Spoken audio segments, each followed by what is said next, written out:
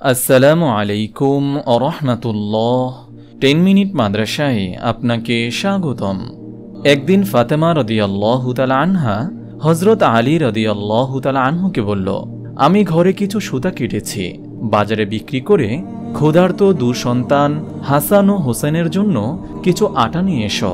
হযরত আলী রাদিয়াল্লাহু তাআলা আনহু সুতাগুলো নিয়ে বাজারে 6 দিরহামে বিক্রি করলেন। এমন সময় এক অসহায় সাহাবা হযরত আলী রাদিয়াল্লাহু তাআলা আনহুকে বলল, আলী, কিছু দিরহাম কর্জ হবে, আমার ঘরে বাচ্চারা না খেয়ে আছে। এ কথা শুনে হযরত আলী রাদিয়াল্লাহু তাআলা আনহু নিজের ঘরের কথা চিন্তা না করে সুতা বেচা 6 দিরহাম ওই অসহায় সাহাবাকে দিয়ে দিলেন।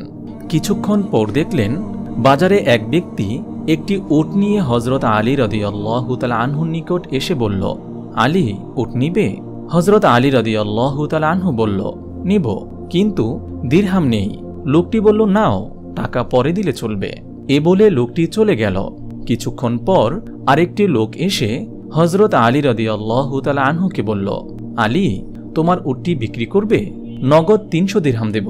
হযরত আলী রাদিয়াল্লাহু তাআলা আনহু বললেন, নাও।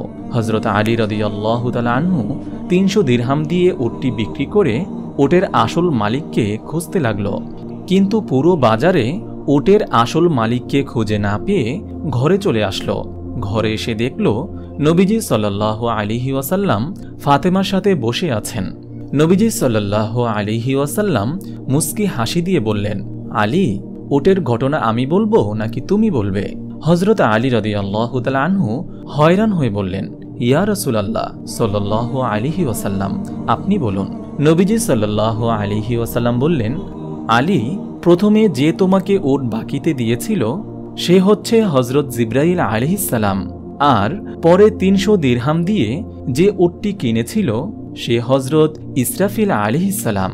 উটটি ছিল জান্নাতের মা ফাতেমার, যা দিয়ে জান্নাতে মা ফাতেমা রাদিয়াল্লাহু তাআলা আনহা সর হবেন।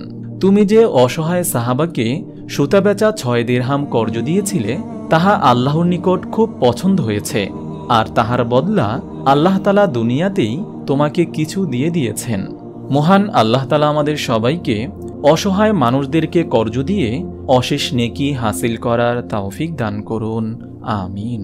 আপনি যদি এরকম ভিডিও আরও পেতে চান তাহলে এই চ্যানেলটি সাবস্ক্রাইব করে পাশে রাখা বেল আইকনটি অন করে দিন।